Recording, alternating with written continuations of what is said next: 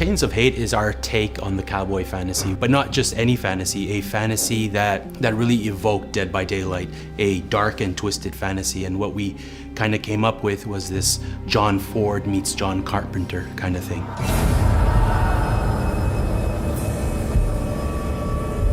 The promise of Chains of Hate is really to kind of embody the pioneer spirit in both the characters, in Caleb, our Deathslinger, and in Zarina. Caleb Quinn, our Deathslinger, he is, to my mind, the entity's personal bounty hunter. He is not a traditional cowboy, he's not a cattle herder. He is innovative, he's creative, he's industrious. He is an engineer by vocation. He is what you would get if Da Vinci had been born in South Dakota in the 1800s.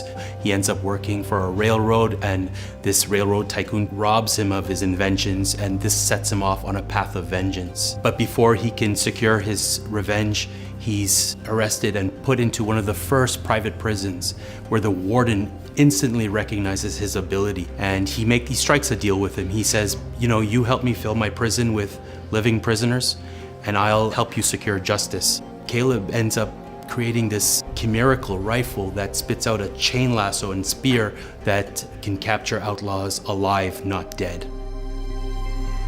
Un de nos buts principal, c'était d'avoir un feeling first-person shooter. C'est rapide, c'est intuitif, l'arme est vraiment la star quand j'utilise ce killer-là, mais ça pouvait pas être aussi simple que juste « paf, t'es mort ». Il fallait rajouter la twist Dead by Daylight. C'est là qu'on a pensé à la mécanique de reeling, où est-ce qu'on connectait le survivant avec le killer par une chaîne, et où là, le killer pouvait ramener le survivant vers lui.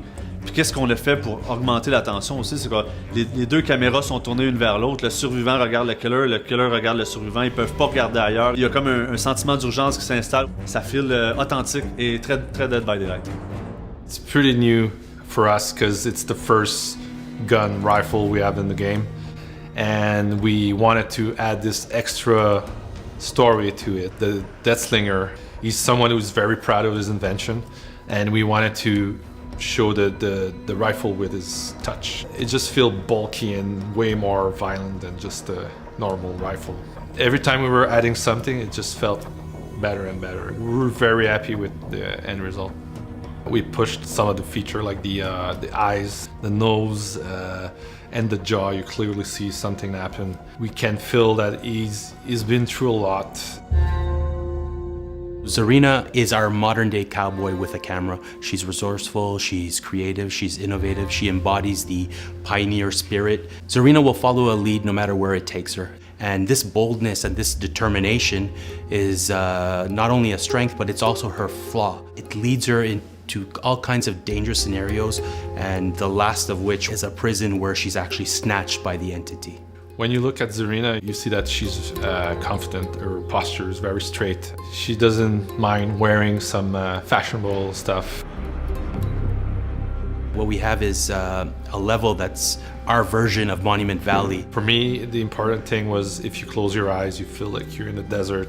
When you walk in the ghost town, in the street, one thing I really wanted the player to feel is he feels like he's being watched by someone, but clearly there's nobody. We wanted to push stuff even beyond from what we usually do. First is the exit gate. We did a specific one for this one. We changed also the fences around, which is a first time for us. We also did a new shack thematized on the Caleb, the Deathslinger. What's around the map? We usually leave it very obscure, but now we wanted to push a bit more and add a vista, like cliffs, mountains, mixed with our own entity look. By pushing the boundaries with a new level, adding those extra elements in the environment to make it a richer experience, I think it's bringing the game to an all new level. Je pense qu'on est rendu à un point où est-ce que on se surpasse d'une fois à l'autre. Il y a un gros désir d'innovation. This for me is probably one of the most memorable chapters to date. We're bringing a unique cowboy experience to Dead by Daylight. Zarina brings grit, courage, and the selflessness of the pioneer spirit to the trials. The Deathslinger, chain lasso, and herd survivors for the entity. Seriously, only in Dead by Daylight.